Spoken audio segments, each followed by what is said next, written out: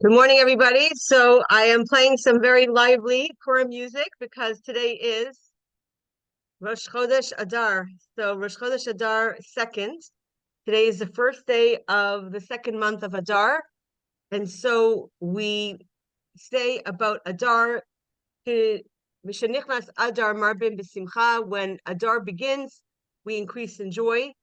And our sages tell us that Simcha Poretz Geder, that the power of joy has the power to break all boundaries, to break all restrictions, to create openings, to create blessings. So we are in a unique month. And when we talk about Adar, we're talking about a month that is filled with blessings and filled with mazel and filled with good luck. And it is true that we have just ended the first month of Adar. The first month of Adar is Adar Aleph, but the first month of Adar is seen as a practice for Adar Bet. And Adar Bet is when Purim is held. So Purim will be Be'ezrat Hashem in 2 weeks from now.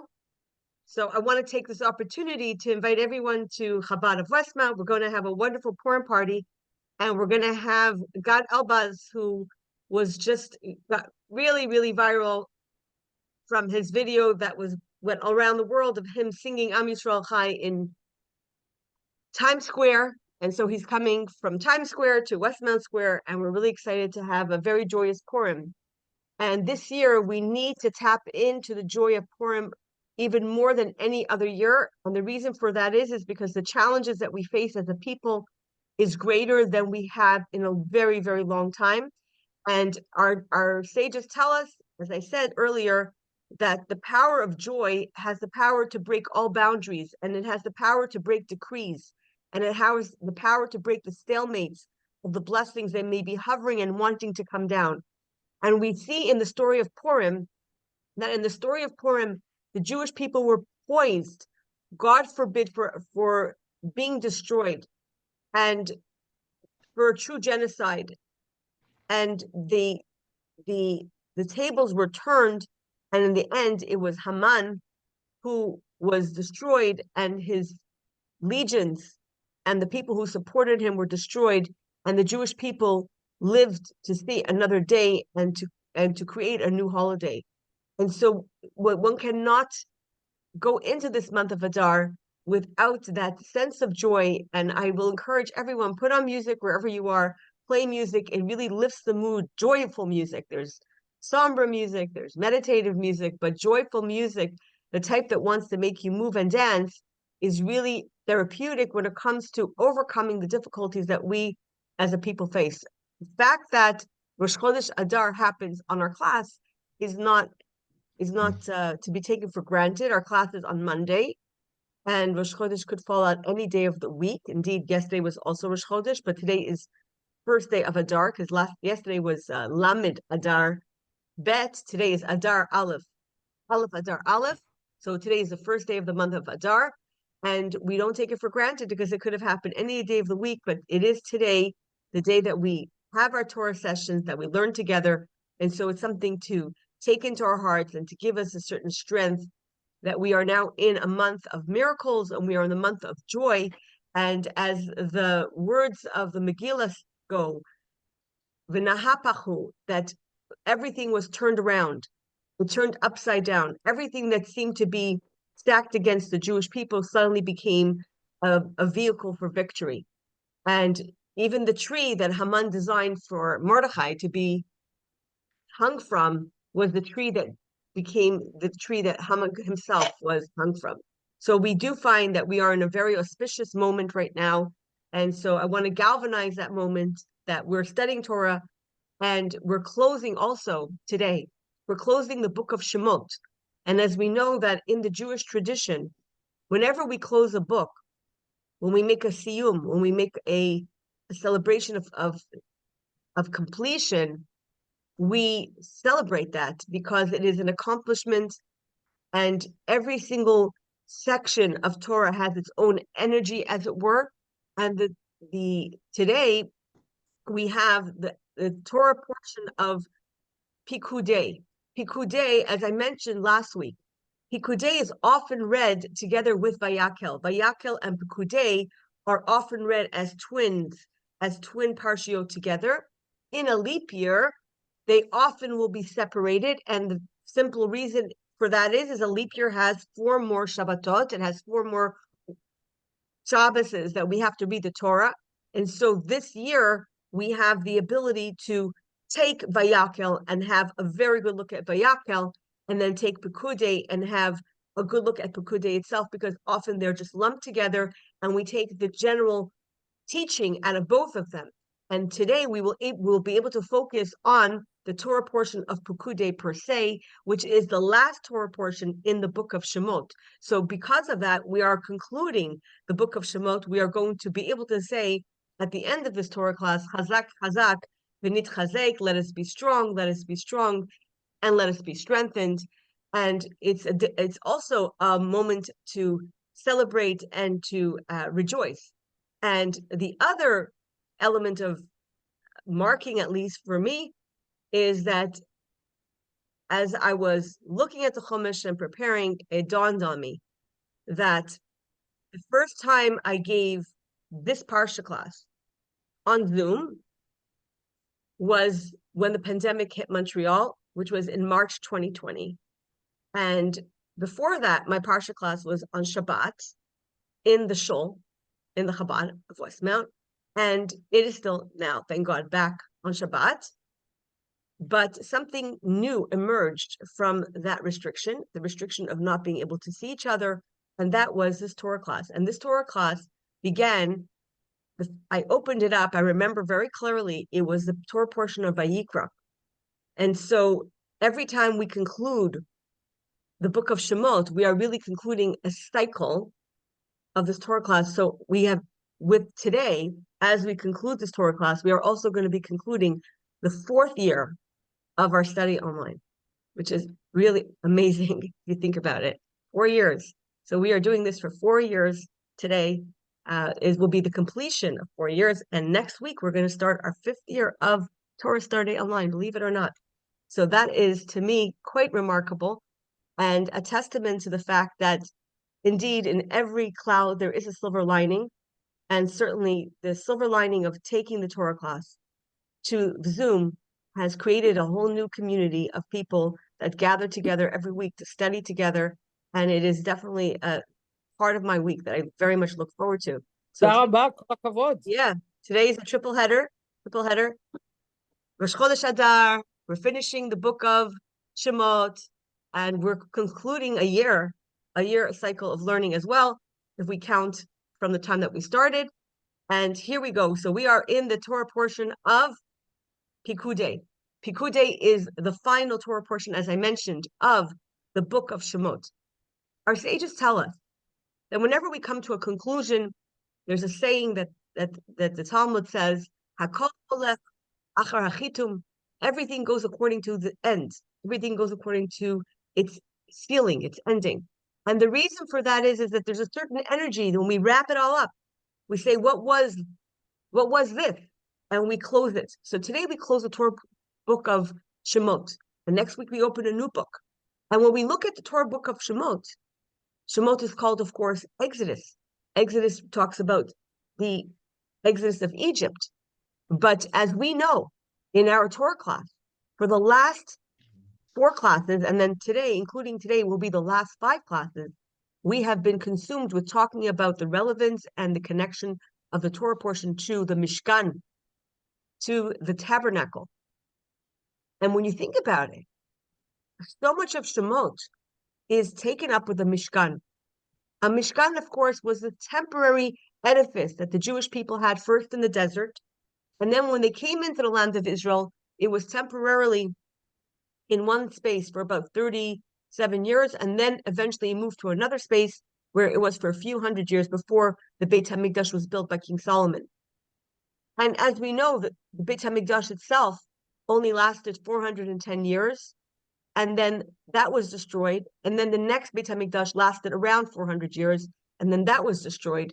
And yet, a huge portion of the book of Shemot is connected to the idea of Mishkan. So we know that Mishkan has 2 elements of it. One that the idea of a Mishkan has to continue in our lives, that there's a yearning for the Mishkan that has to go on.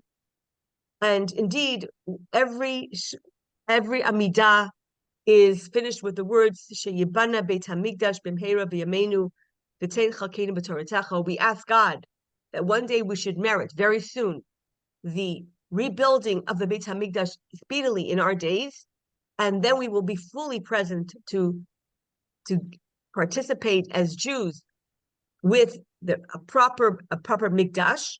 And of course, the other is to internalize the message of the Mishkan. So I want to do both today.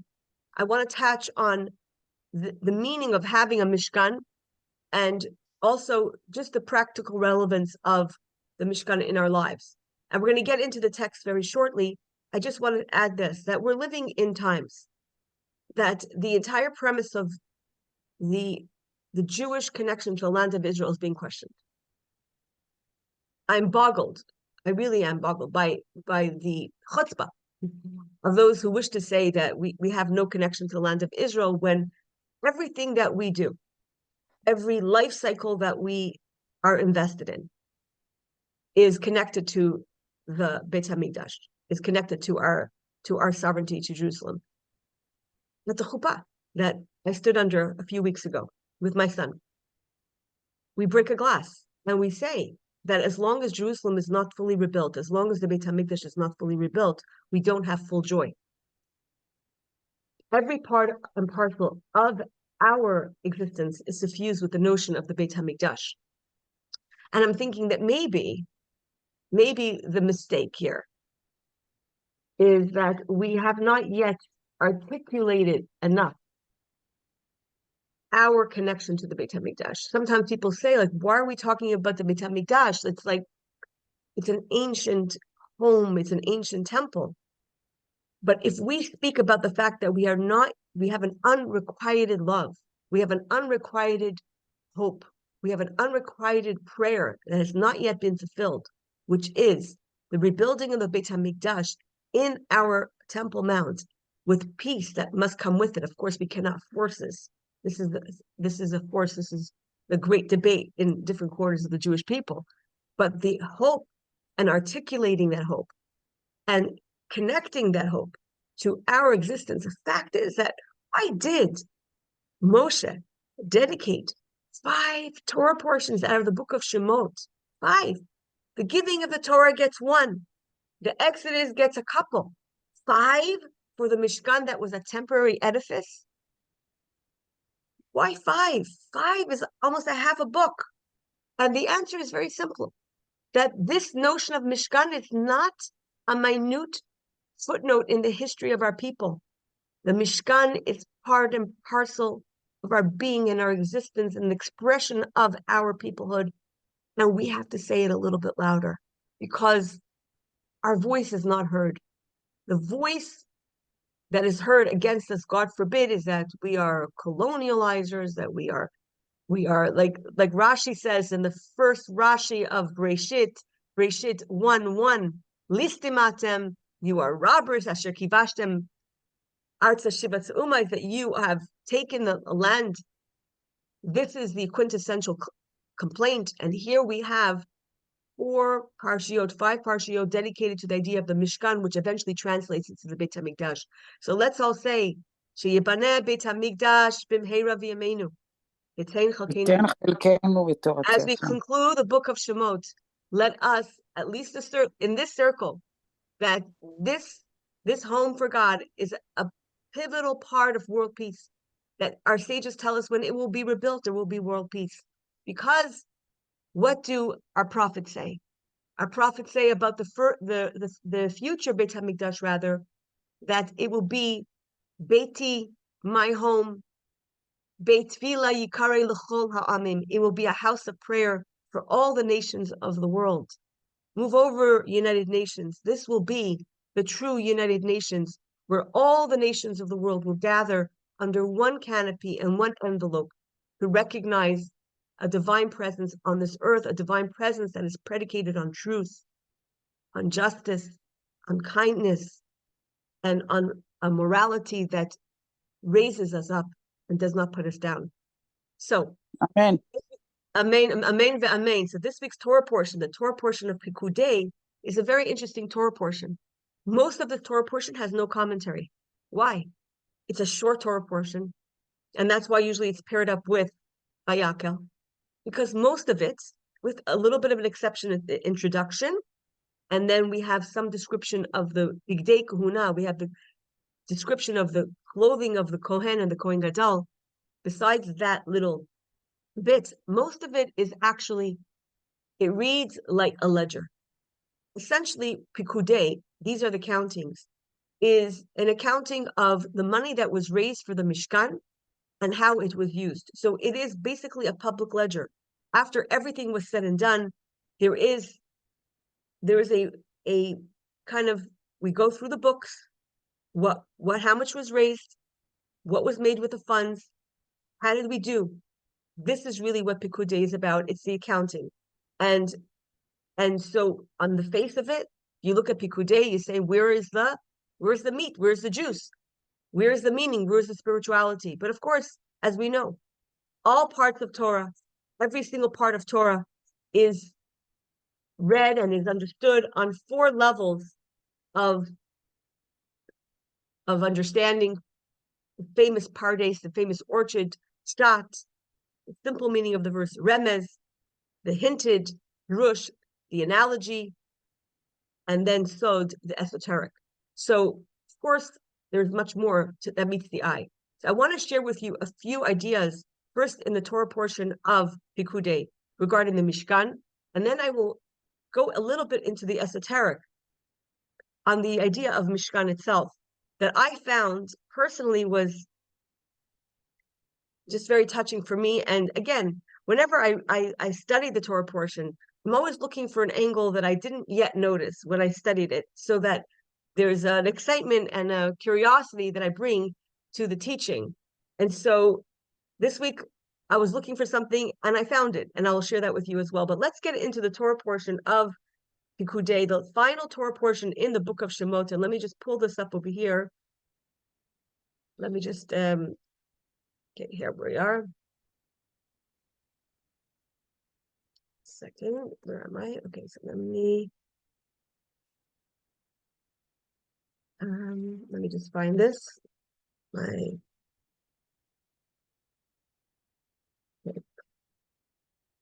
go in.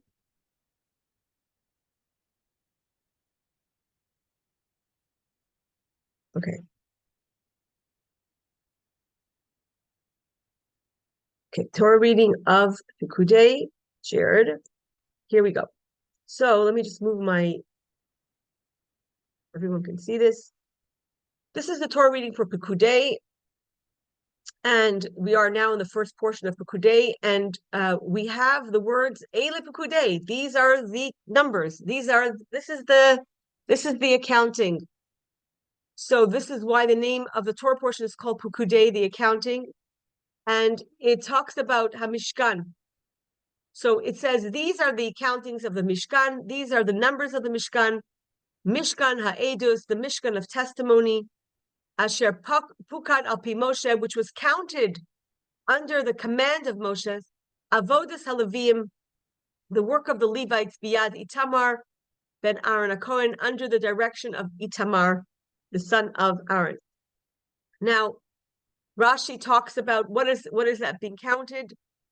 Rashi says, the Parshazu, in this Torah portion, Namnu kol mishkalei nidvas hamishkan, all the weights of the donation of the Mishkan was counted, la kesef, all the silver that was donated, ulezahav, and the gold, ulenechoshech, and the copper, v'nimnu, and also what else is counted, kol kelav, all the vessels, l'chol avodasav, and all the work that was done in it. Now Rashi notes an anomaly that all of us can note when we're looking at the first verse of this Torah portion. And what is the anomaly, ladies? I'll highlight the English. So, sorry, what did you ask? What is the unusual wording here in the first verse of the Mishkan? Well, that Mishkan is repeated twice. The Mishkan is repeated twice. And it doesn't have to be repeated twice. It's almost telling us, listen, it's saying, these are the countings of the Mishkan. Oh, you want to know which Mishkan? Mishkan Ha'edus, this is the Mishkan of testimony. Now, we were just studying the Mishkan for the past 4 Torah portions. Of course we know what the Mishkan is. We know what the Mishkan is. We have been studying it for 4 Torah portions. And Rashi notes this because Rashi says about himself, as we mentioned many times, Ani Basi, I have come, Ella, only to Mefarib Shuta Shamikra. I've come to give the simple meaning of the verse. And when I see an anomaly in the text, a textual anomaly, I'm going to highlight it. So Rashi asks the question, why does it say Mishkan twice? We know which Mishkan we're talking about. It did not have to explain us that this is the Mishkan of the Edus, this is the Mishkan of the testimony, this is the Holy Mishkan. And so what we have essentially is Mishkan, Mishkan. Eile Pekudei HaMishkan, Mishkan. So Rashi asks the question, why is it talking about HaMishkan, Mishkan? Why does it say Mishkan twice? Rashi asks the question. And Rashi answers his question. Rashi says, why does it say it twice? Why does it say Mishkan, Mishkan? Rashi notes. It says it twice. So he says the word Mishkan is written twice. Remez. This is a hint. Lamikdash, to the Beit HaMikdash.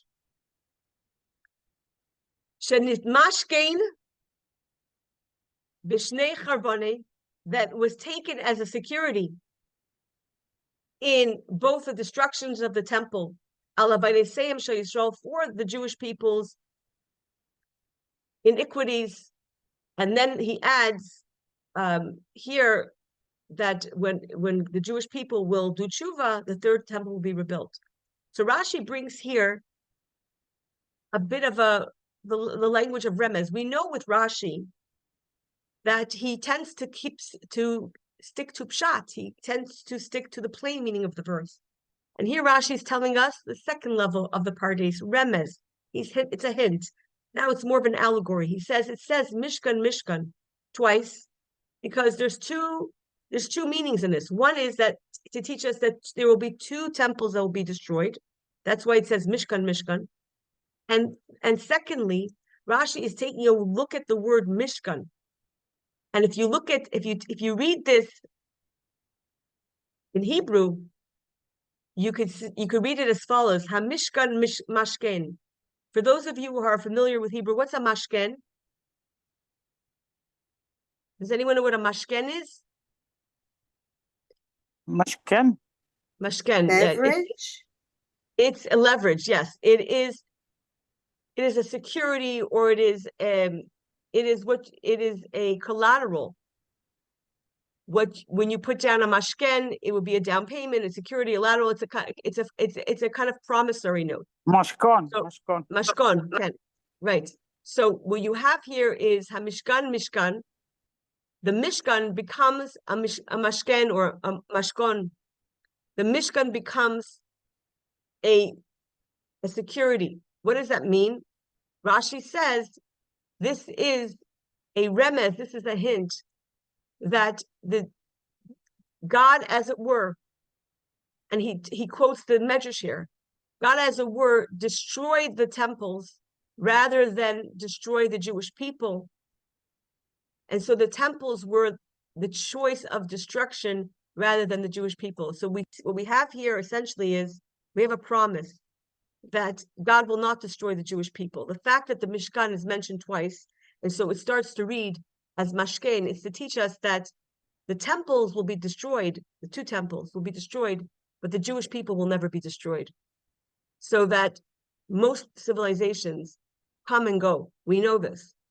And usually when the temples of a civilization concludes, the civilization is also over. If you look at the great civilizations of Greece and Rome, when their great temples and structures were destroyed, that was the end of that civilization. A new civilization that was born, that was maybe influenced by it, but bears no resemblance to it anymore. There's nobody worshiping that way anymore. In the story of the Jewish people, God said, I will destroy your temples, but I will not destroy you. And so almost as if I will take out my disappointment with you in destroying your building, but not in destroying your soul.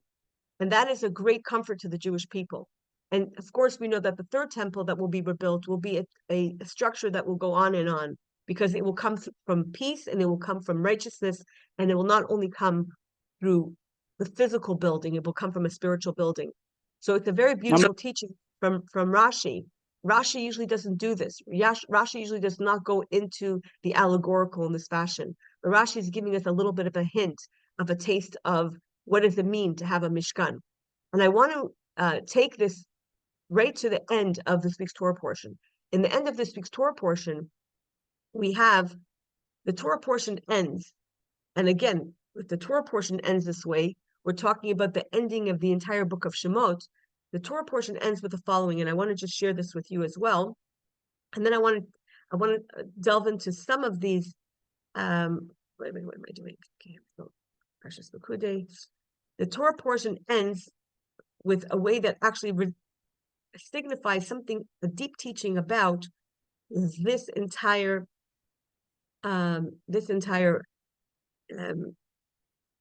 second.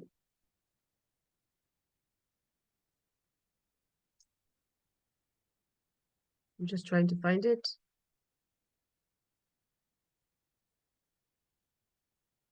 Okay.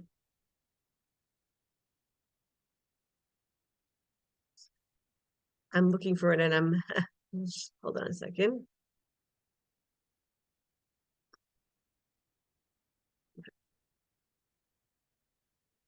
Just give me a moment. I'm just going to find this. My computer is not responding. Just give me a minute.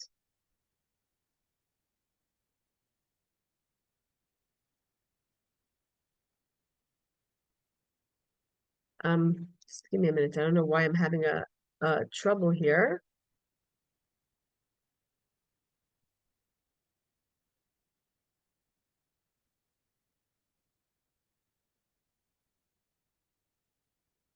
Okay. Okay, so just give me a minute here. Okay, so we have the Torah portion. Here we go. I found my computer was not responding to my commands. Had a life on its own. My mouse was having a life on its own.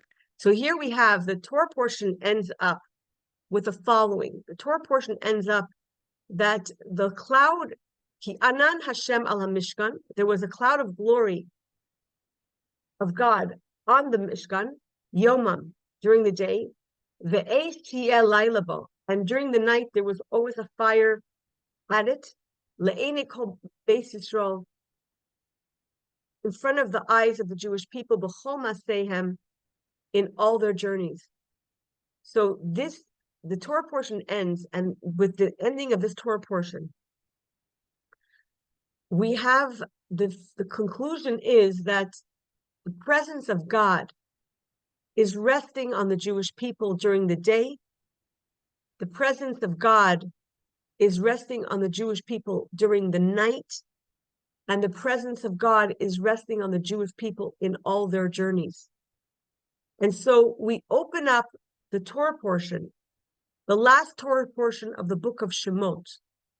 And the last Torah portion of the book of Shemot hints to us that there will be destruction of temples, which is not such a good news. But it tells us that this destruction takes the place of the destruction of the Jewish people. And then the Torah portion ends off with a verse that says that the presence of God was with the Jewish people during the day.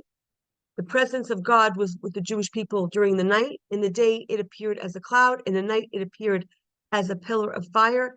And the presence of God was with the Jewish people in all their journeys. And one cannot help but note that there is a subliminal messaging that the Mishkan is much more than what happened in the desert. But the Mishkan becomes that symbol of God's presence on the Jewish people for eternity. And it's interesting that the Talmud, when they talk about the Exodus, they talk about the story of Egypt, they talk about day as referring to times of light. Times of light are when you see everything clearly, when you understand the purpose of everything, when everything is above board. And then night is when everything seems obfuscated, when there seems to be hester panim, when there seems to be a hiddenness, when there seems to be darkness, when there seems to be confusion. And so we have the opening of the Torah portion talking about the Mishkan as the Mashken. The Mishkan is that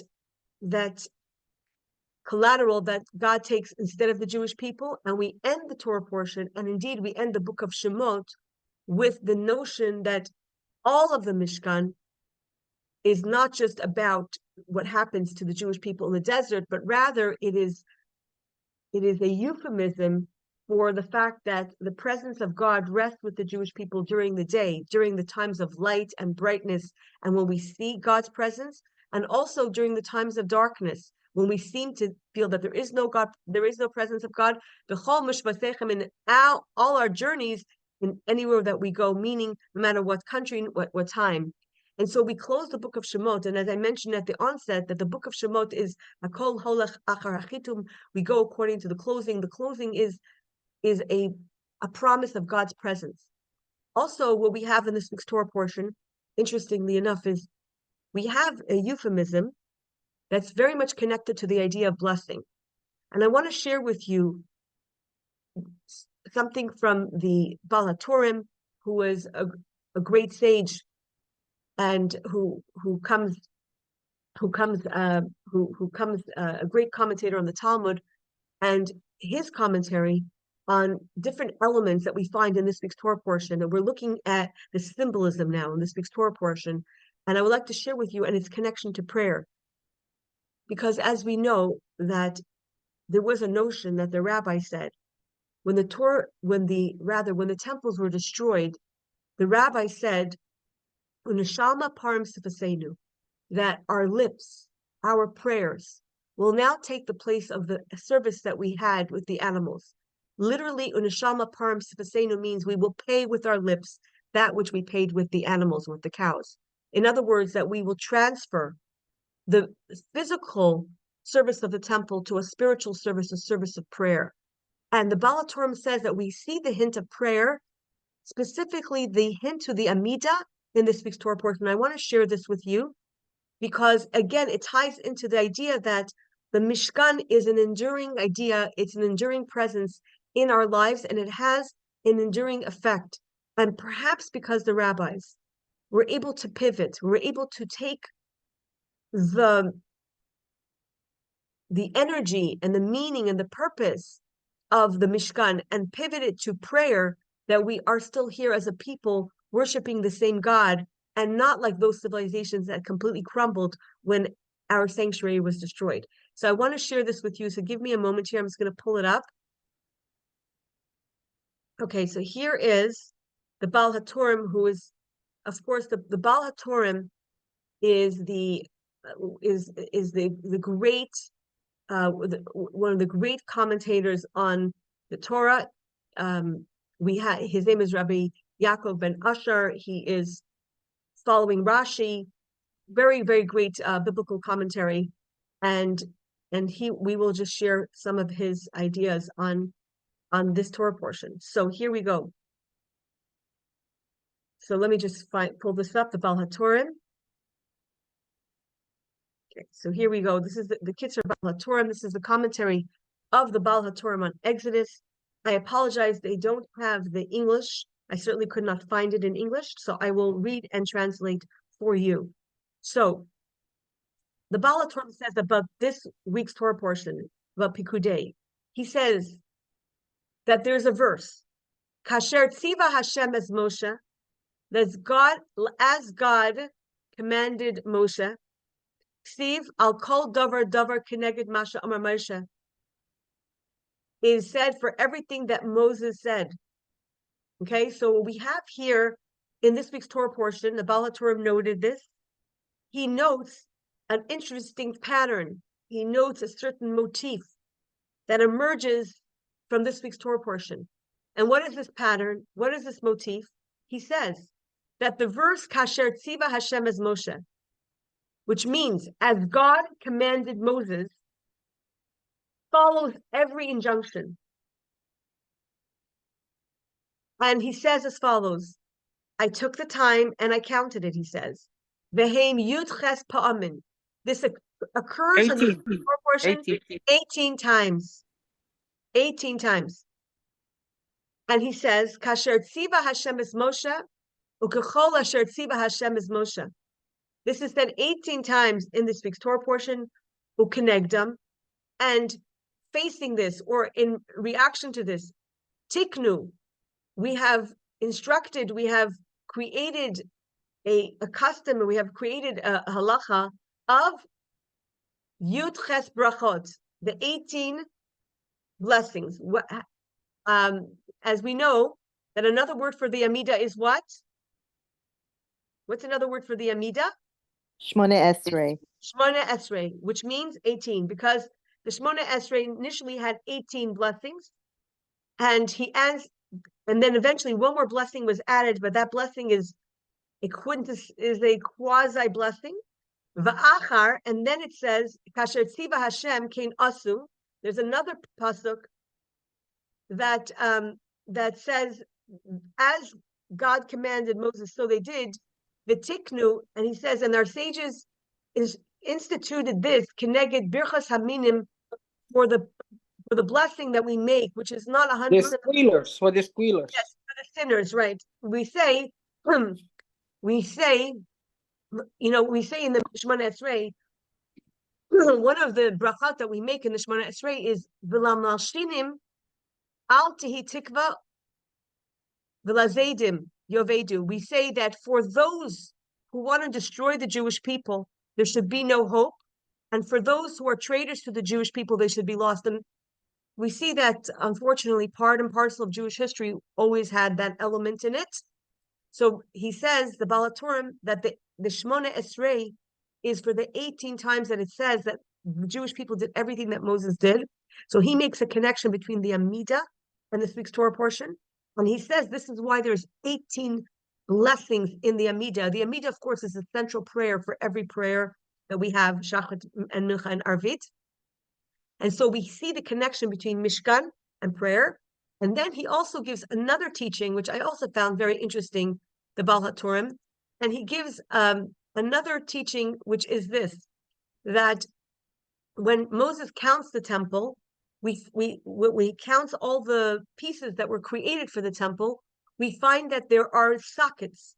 The sockets were the base for all the pillars to go into. And so we had the pillars and the sockets that represented the infrastructure of the Mishkan. The Mishkan is made of curtaining, but the curtaining is connected to these sockets of wood that were inlaid. And so we have these sockets, and we count in this week's Torah portion how many. Yes. How many do we have? The Adonim and the Sedot. How many do we have in this week's Torah portion? So he says, I didn't count, but the Baal HaTurim did us a favor and he counted. So he says, Me'as Adonim. There are 100 Adonim, 100 of these. Keneged miyisodim al Adonai Paz. Ukenegdam tiknu kuf brachat b'chol yom. He said that our sages say that there were 100 of these sockets and pillars, and corresponding to them, the sages tell us that we should say 100 brachot a day. You know that there is an idea that a Jew is supposed to say 100 blessings a day. And it's an interesting idea that we have the number 100. 100 seems to be a lot, but if you daven Shemona Esrei 3 times, you already get 19 times 3. And then, of course, there's the Birchat HaShachar. And if you pray, there's a lot of blessings inside. If we make blessings on food, blessings after food, we make the blessing when we go to the washroom, we make the blessing when we wash our hands in the morning, and so on and so forth.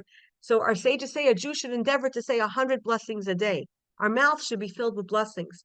And so here we find that the Mishkan, according to the Baal HaTurim, is connected to the idea of saying 100 blessings.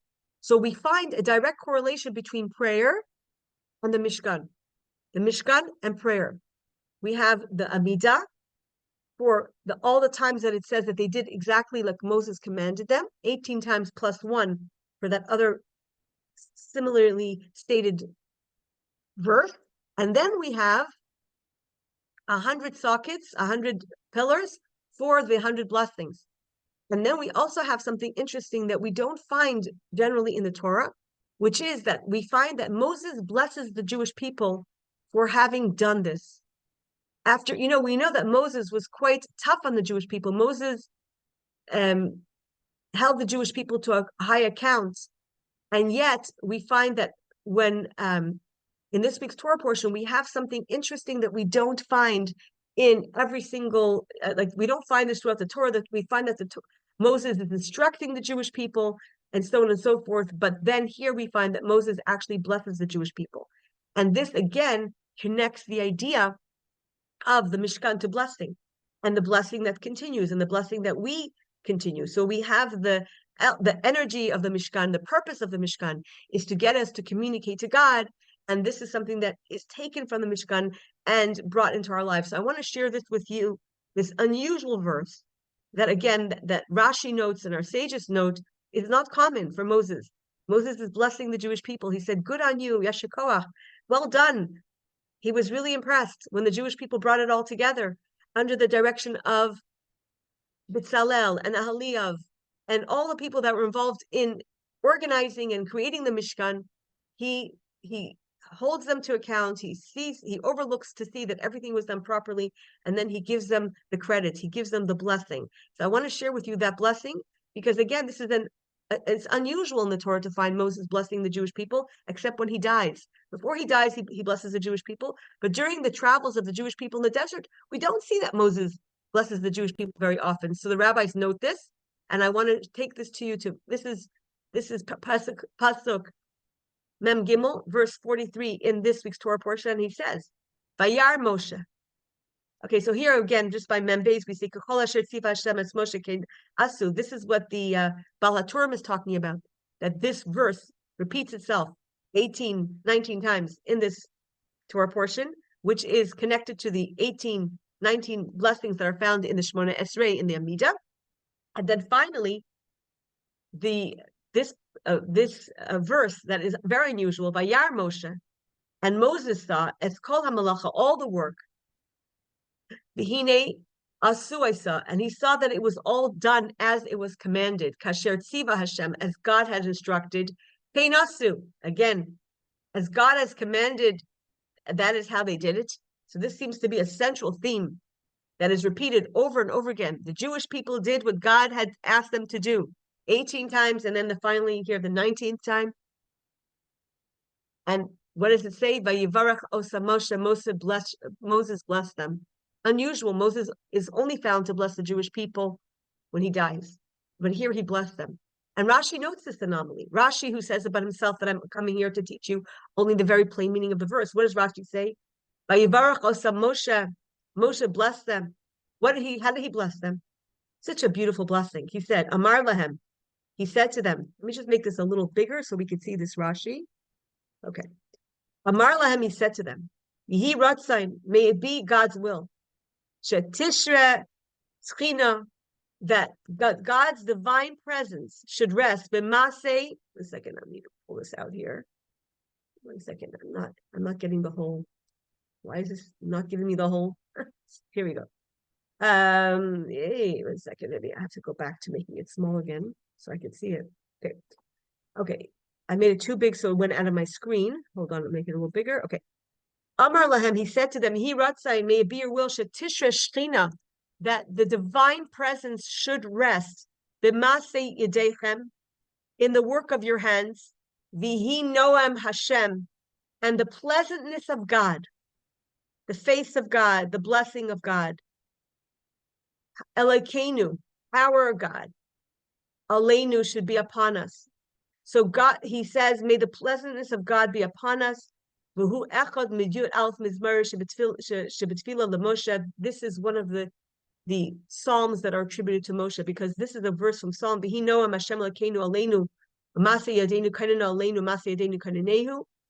these are, and I'm just going to take you to the psalm itself. So let me get you to the psalm. Where am I? Let me just find the psalm for you. Where's a psalm here? So this is the first, the full verse of this pasuk that Rashi is referring to, and it is found in Psalms and this is the full verse. Vihi Noam Hashem Adonai Eloheinu Aleinu. May the pleasantness of Hashem be upon us. Umasa Yadeinu, the work of our hands, Kainenu Aleinu, should establish for us. Umaisa Yadeinu Kainehu, may the work of our hands establish it, meaning that we should have success in what we do in our service to God, that we should be blessed by God in our service, and God's pleasantness should be upon us. So we have here the conclusion of the book of Shemot, which is that God should rest his presence upon us, because we see that God's presence rests on the Mishkan day and night, darkness and light, through thick and through thin, and through all their journeys. And we have this anomaly of this connection to prayer, the prayer of the 100 brachot, we should say every day, from the 100 pillars that were found in the Mishkan, the 19 prayers that are found in the Shemona Esrei, against the 19 times that it says that the Jewish people did everything that God instructed them to do. And so we find this connection to prayer. And finally, that Moses himself gives the Jewish people a blessing, which is, again, an anomaly and an unusual happening. And this is how we end the book of Shemot. The book of Shemot ends with the idea of God's presence resting on the Jewish people, and also a promise that God will never destroy us, because even though it seems that the Torah portion opens up with a negative, that God destroyed the temple rather than there will be 2 temples that'll be destroyed, but we know that is much better that God destroyed the temple than he would have destroyed us. And so there is this theme of Am Yisrael Chai, and then we're again in a month that we're opening up the month of Adar, which is a month of blessing. And I want to share with you a Kabbalistic insight that I found to be so deep and so beautiful. And with this, I will conclude. There's a Kabbalistic insight that says as follows. If you look at the Pasuk, the very famous Pasuk that everyone is very familiar with, which is the injunction to build the Mikdash, and the injunction to build the Mishkan. What's the Pasuk? Does anyone remember the famous Pasuk? What's the Pasuk? No, the injunction in the Torah, the command to build a Mishkan. What is it? Va'asu li v'shachanti b'tocham. And you shall make for me a sanctuary, and I will dwell amongst you. And so I saw this teaching from the masters of Chassidut, and they say as follows. If you look, the Mishkan, this Mishkan that we've been talking about for 5 parshiyot, is referred to 2 ways. Va'asuli mikdash, it is referred to as mikdash. What is mikdash? Temple. Mikdash, it means a sanctuary. It comes from the word kadosh, holy, sanctified. Va'asuli mikdash v'shachanti b'tocham. You shall make for me a sanctuary, and I will dwell amongst you. And then, how else is this referred to? As we know, in this week's Torah portion, we open up the word Eile Pekudei Ha Mishkan. Let me just pull it up for you. Eile Pekudei Ha Mishkan. What is this also referred to? It is referred to as the Mishkan.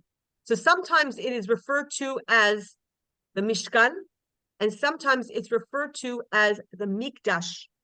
Okay. Now it's true that later on the Beit HaMikdash is referred to mostly as the Mikdash. So we see the opening of this Torah portion, it's called the Mishkan, and sometimes it's called the Mikdash. So the rabbis ask the question, why 2 words for the same place? Mikdash is sanctuary, which comes from the word holy, sanctified. And then there's Mishkan. What does Mishkan mean? Lishachen. If you, how do you say neighbor in Hebrew? Lagur. Shachen. Or how do you say neighborhood? Neighbor. How do you say neighborhood? Shchuna. Right? So living, residing, comes from the word shin chaf nun, which means to reside. So the question is, why 2 words for the same place? There's the Mikdash, Va'asuli Mikdash, V'shachanti, and I will live amongst you. And later on, it's referred to as Mishkan. So we have Mishkan and Mikdash, and they are used, by the way, interchangeably. Sometimes we hear the Mishkan and even the Beit HaMikdash referred to as Mishkan, and sometimes it's Mikdash. So in your mind, what's the difference between Mishkan and Mikdash? Mishkan means to live, to dwell, and Mikdash is holiness, sanctuary. What's the difference? Mishkan is more temporary, was a temporary... That is historically true, but I'm saying in the words itself, in the meaning of the words, what do you think Mishkan denotes, and what do you think Mikdash denotes? Maybe when Mikdash is- Hashem's presence has come down. Right. So there's two elements.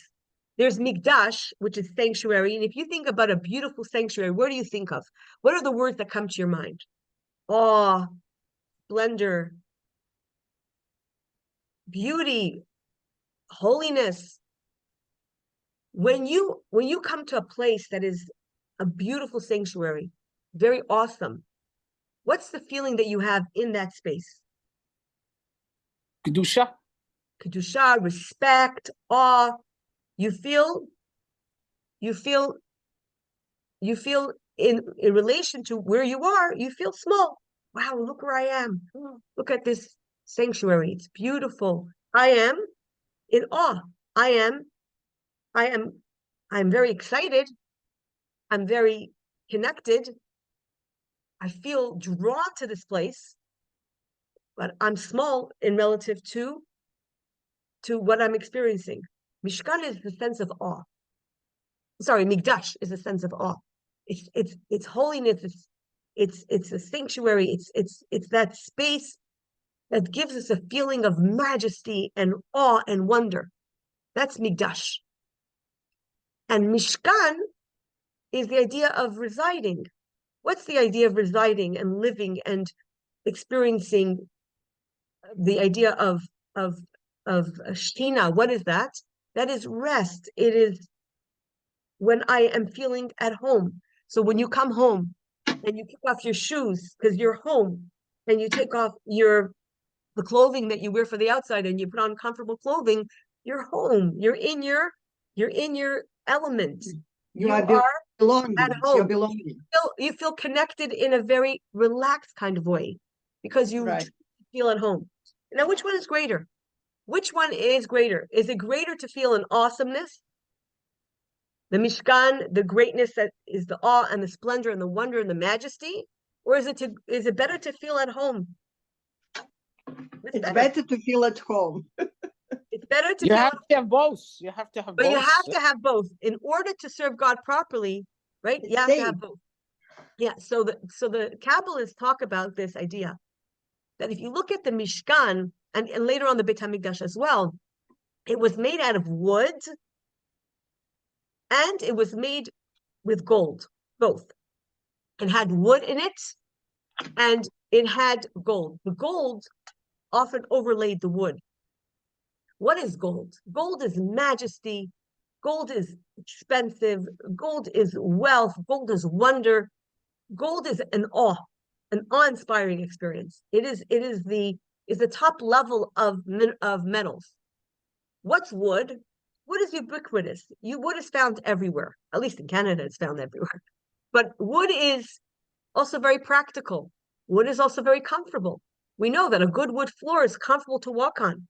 That wood, when we have wood in our environment, it creates a sense of relaxation and comfort. People go to the country, they like to recreate nature. They have wood furniture that's unvarnished because that sense of raw wood is very comfortable. It's very comforting. And so there's two elements of service of God. There's the element of serving God as the gold, that's the Mikdash, and the element of serving God as the wood. The wood is plain, but I'm very comfortable with the wood. I saw a beautiful teaching from the Tanya, and I want to share that with you. And with this, we will close. There's a beautiful teaching from the Tanya. The Tanya talks to us about our connection to God and how to develop a relationship with God. And the Tanya says there's two types of relationships that we have with God. One relationship is when we are in a state of awe and wonder of God. So it could happen to us through prayer. Maybe we hear a beautiful prayer presented, maybe a beautiful chazan singing a song. There's a thrill that goes through us. There's a majesty. We sit, and it may be a high holiday, and everyone is dressed beautifully, and there's an awe and wonder, and that creates in us a passion and a yearning and an excitement for that which we are experiencing. And that type of yearning and connection and passion for God comes to us from this experience of awe and wonder. Yet we remain somewhat removed from the experience. It's not an integrated experience. It's always outside of us. Then there's another spiritual experience.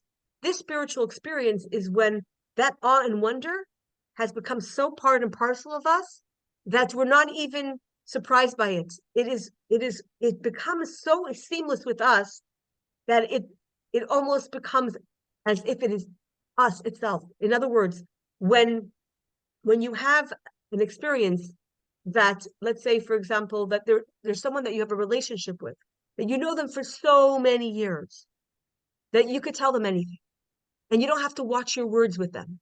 You could be frank, and you know they're not going to be upset if you say the truth the way it is. There's a connection that's just so deep, so seamless that you don't even know where you begin and where you end and they begin. This is the connection our sages tell us of the wood. The wood is this kind of lesser awesome of experience, but much more integrated. And I was thinking, we can translate that into the great sanctuaries that the Jewish people had, the great synagogues, the great sanctuaries.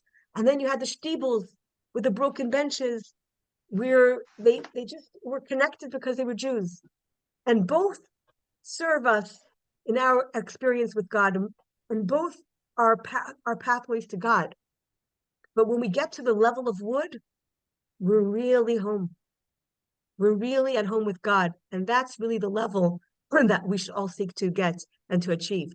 And so by learning this Torah portion, 5 Torah portions on the Mishkan, we're reinforcing an idea that this awesomeness on our connection to God is something that really did not stay just in the desert, did not stay just in this temporary sanctuary, did not even just stay in Solomon's temple, but even when Solomon's temple was destroyed, and even when the second temple was destroyed, that element remained with us because in it is the idea of connection. That connection comes through the prayers. That connection comes through the blessings. It comes through the blessings that we receive from God. It's the blessings that we make to God to connect with Him. And our goal is to connect to God first on that level of gold, that we should have the awe and the splendor and the majesty towards that spiritual experience. But ultimately, we really pray for what Moses was praying for in this week's Torah portion, which he says, Yihi Noam Hashem Elokeinu Aleinu b'maseh yadeinu, that God's presence should rest in everything that is us, even in the work of our hands, not just in the things that we do in the synagogue and not just in the prayer, but we should have that internal connection. So we end a book about Exodus, we end a book about the giving of the Torah, also the great challenges with the sin of the Chet Egel, with this beautiful idea of the presence of God that is manifest first in the desert, but never leaves us and will never leave us. And that gives us great hope in times of great challenge, that this presence is always there. And of course, to the extent that we invest in it, that we will receive it and achieve it in our own lives. And I thought that was just a beautiful way to end the book of Shemot. So, ladies, chazak, chazak, v'nit chazek. Let us be strong. Let us be strong. Amen. Let us be strengthened. We just finished the book of Shemot, and we are in the month of Adar. Today is Rosh Chodesh Adar. It's the month of good luck for the Jewish people. It's the month of miracles. Mishanichnat Adar. May we all have that joy. May we create that joy. We spread that joy around us. May God give us that joy, that we can point to the joy and say, yes, we are experiencing the joy with open and revealed good. May this be a month that v'nahapachu, that everything should turn upside down in the benefit of our people, that we should know no more suffering and no more loss, and that we should continue to have the Shekhinah, rest upon us in a way that we can see it and feel it in a way of wood, internalized at home and not as a stranger. So Amen. Another captive Amen. Thank a you. blessing to all of us, a blessing to all of Amen. us and to Klal Yisrael. Amen. And Amen. Mazel Thank Tov for you. finishing another book of Shemot. And next week, Darava. Vayikra, we begin Sure. again. Thank you. Everyone have a blessed week. You Thank you, too. everyone. Have a Thank blessed you. week. Thank you. Take care. Thank you. Bye. Thank you.